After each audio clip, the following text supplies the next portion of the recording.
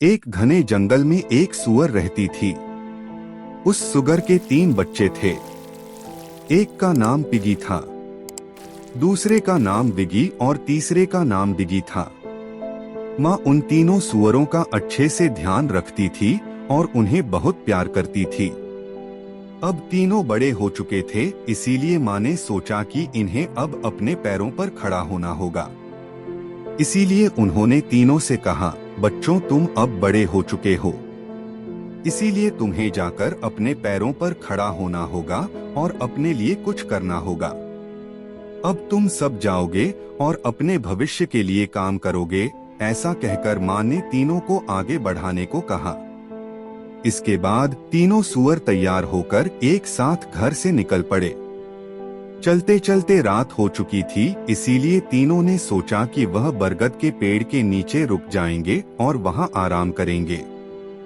जब वे आराम कर रहे थे, तब उनमें से पिगी ने कहा, हम तीनों अलग अलग जाएंगे और अपना घर बनाएंगे।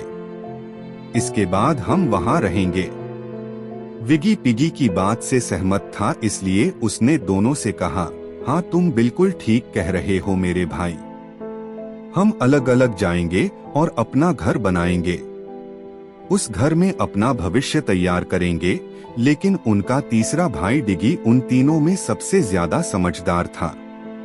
वह जानता था कि अगर तीनों एक साथ रहेंगे तो वे मजबूत रहेंगे, क्योंकि एकता में बल होती है। यही बात समझाते हुए उसने अपने दोनों भाई से कहा, मेरे भाइयों, अगर हम एक साथ रहेंगे तो ज्यादा अच्छा होगा। इससे हम मजबूत होंगे और किसी परेशानी में भी एक दूसरे का साथ दे पाएंगे। इसलिए मैं चाहता हूं कि हम तीनों एक साथ ही रहे। लेकिन दोनों भाई यह नहीं चाहते थे और वे उसकी बात को इनकार करने लगे।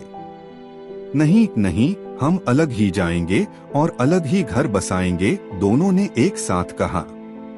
ऐसे में डिगी ने फिर से कहा, अच्छा ठीक है, एक काम करते हैं, हम तीनों अपना अपना घर अलग ही बनाएंगे, लेकिन हमारा घर एक दूसरे के पास होगा। उसकी इस बात पर बाकी 2 भाई सहमत हुए और उन दोनों ने हाँ कहा। अगले दिन सुबह होते ही तीनों एक अच्छी सी जगह की तलाश में निकल पड़े। चलते चलते उन्हें एक नदी का किनारा मिला, जहाँ पर एक बड़ा सा मैदान था। उन तीनों ने सोचा कि यह जगह घर बनाने के लिए सबसे अच्छी होगी, क्योंकि यहाँ खाने के लिए खाना तो है ही और पीने के लिए पानी बड़ी आसानी से मिल जाएगा। इसलिए तीनों ने वहीं घर बनाने का सोचा। तीनों ने अपनी अपनी जमीन चुनी। अब वे तीनों अपना घर बनाने वाले थे। डिगी चाहता था कि वह अपना घर भूसों से बनाए, इसीलिए वह एक किसान के पास गया और उसके पास से ढेर सारा भूसा खरीद कर ले आया। वहीं दूसरी तरफ विगी लकड़ियों से बना हुआ घर बनाना चाहता था, इसीलिए वह सबसे पहले एक लकड़हारे के पास जाने का सोचा। वह लकड़हारे के पास गया और उसके पास से वह सारी चीजें खरीद ली जो लकड़ी के घर बनाने में काम आती है। जैसा कि हम जानते हैं कि डिग्गी सबसे समझदार था, इसीलिए वह सबसे मजबूत घर बनाना चाहता था, ताकि वह सालों साल तक टिका रहे, जो तेज आंधी में भी टिका रहे, जो तूफानों में भी डाटा रहे। इसी के चलते उसने सीमेंट और ईंटों से बना हुआ घर बनाने का सोचा। यह सब खरीदने के लिए वह एक व्यापारी के पास गया, जिससे कि वह ईंट और सीमेंट खरीद सके। डिगी उसके पास गया और ईंट सीमेंट सब खरीद कर ले आया। तीनों ने अपना सामान खरीद लिया था। अब तीनों ने अपना घर बनाना शुरू किया। पिगी का घर बहुत ही जल्दी बन चुका था, क्योंकि भूसे से घर को बनाने के लिए ज्यादा समय नहीं लगता। घर को पूरा करने के बाद पिगी ने कहा, अरे वाह, मेरा घर तो बहुत ही जल्दी तैयार हो गया। अब मैं घर के अंदर जाकर बड़े आराम से चाय पीऊंगा। वही विगी ने देखा कि उसके भाई का घर जल्दी बनकर तैयार था, इसीलिए उसने भी बड़ी मेहनत करके रात भर काम करके अपना घर बना ही लिया। घर बनाने के बाद उसने कहा, चलो मेरा घर भी तैयार हो ही गया, अब मैं जाकर बड़े आराम से सो सकता हूँ। लेकिन डिगी अपना घर मजबूती से बनाना चाहता था। दोनों का घर बनकर तैयार हो चुका था, लेकिन डिगी का घर अभी नहीं बना था। वह तो अभी बस घर की नींव बना रहा था। अगले दिन उठकर डिगी तुरंत अपने घर बनाने के काम पर जुट गया। जब वह घर बना रहा था, तब उसके दोनों भाई उसके पास आए और उसका मजाक उड़ाने लगे कि उसने अभी तक अपना घर तैयार नहीं किया है। लेकिन उसने उन दोनों की बात पर ध्यान नहीं दिया और अपना घर बड़े आराम से बनाने लगा। लगभग 4 दिन लगातार काम करने के बाद उसका घर बनकर तैयार हो गया। घर तैयार होने के बाद उसने कहा, चलो मेरा घर भी बन ही गया। यह सबसे मजबूत है और सारी परेशानियों को आसानी से सह सकता है। एक दिन एक भेड़िया वहां से गुजर रहा था। तभी उसने उन तीनों सूअरों को देखा। उन्हें देखकर उसी वक्त उसने सोच लिया था कि वह उन तीनों को खाएगा। वह खड़े होकर सोचने लगा कि तीनों कितने स्वादिष्ट सूअर है। यह सोचकर वह सीधे ही पिगी के घर के पास गया और उसका दरवाजा खटखटाया और बोला, अपना दरवाजा खोलो और मुझे अंदर आने दो। भेड़िए की आवाज सुनकर अंदर बैठा पिगी बहुत ही ज्यादा डर गया था, लेकिन उसने हौसला दिखाया और कहा, मैं तुम्हें अंदर आने नहीं दूंगा और वैसे भी तुम मेरा कुछ नहीं बिगाड़ सकते। मैं अपने घर के अंदर बैठा हूँ और यह घर सबसे मजबूत है। अच्छा, तो तुम मुझे अंदर आने नहीं दोगे? मैं बहुत ही ताकतवर हूँ और तुम्हारे घर को पलक झपकते ही उड़ा सकता हूँ। भेड़िए ने ऐसा कहकर वह अपने अंदर हवा भरने लगा और पूरा दम लगाकर फूंक मारा। उसने इतनी तेजी से हवा छोड़ा था कि पिगी का घर पूरा उड़ गया। पिगी लुढ़कते लुढ़कते विगी के घर चला गया। जैसे ही वह विगी के घर पहुंचा तो विगी ने उससे सवाल पूछा, तुम मेरे घर पर क्या कर रहे हो और वह भी लुढ़कते लुढ़कते आने की क्या जरूरत थी? पिगी ने उसकी बात पर ध्यान नहीं दिया और वह डरकर टेबल के नीचे छुप गया। छुपने के बाद उसने अपने भाई से डरकर कहा, जल्दी से दरवाजा बंद कर दो। वह खूंखार भेड़िया नहीं तो अंदर आ जाएगा। यह सुनकर विगी तुरंत दरवाजे की ओर भागा और उसे बंद कर दिया। भेड़िया इस बार विगी के दरवाजे पर आया और बोला, दरवाजा खोलो और मुझे अंदर आने दो। दोनों भाई डर गए थे, लेकिन विगी ने हौसला दिखाया और उससे कहा, मैं तुम्हें अंदर आने नहीं दूंगा।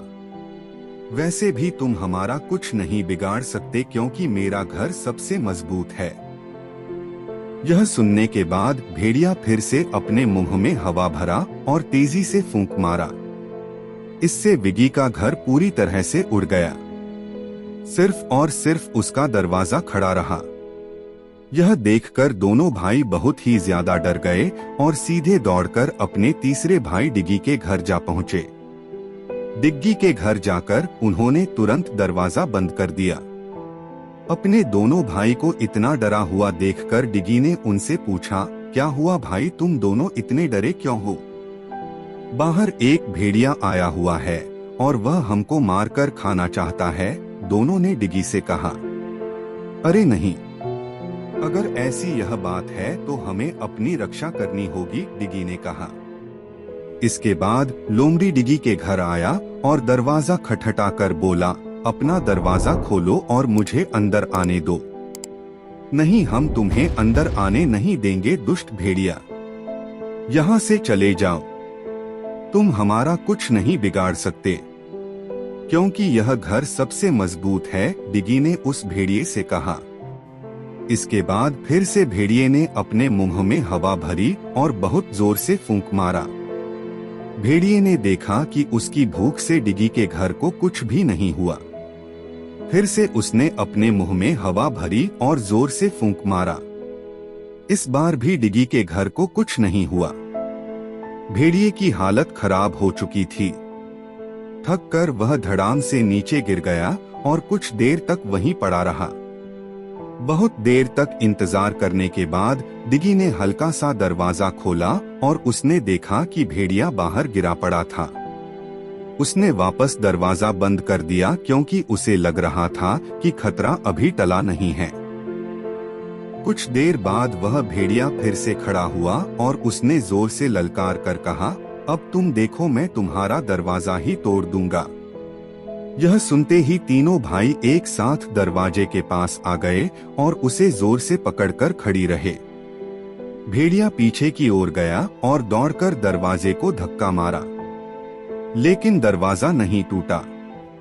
उसने ऐसा कई बार किया, लेकिन उसका दरवाजा टूट ही नहीं रहा था। इसलिए भेड़िए ने कुछ और करने का सोचा।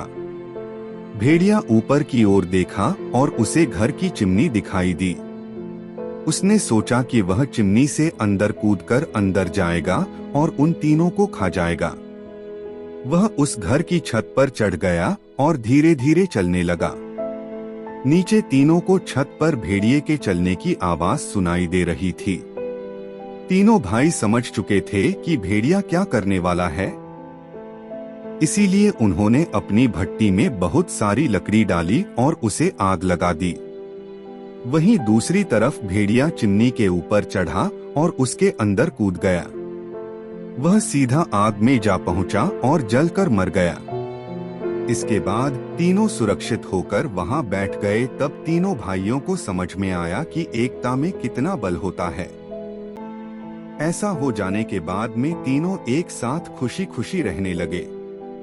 मोरल ऑफ द स्टोरी, इस कहानी से हमें यह सीख मिलती है कि हमें अपने रहने का घर बहुत ही मजबूत तरीके से बनाना चाहिए, जो बड़ी से बड़ी परेशानियों को आसानी से सह सके। हमें इस बात का ध्यान रखना चाहिए कि एकता में बल होती है।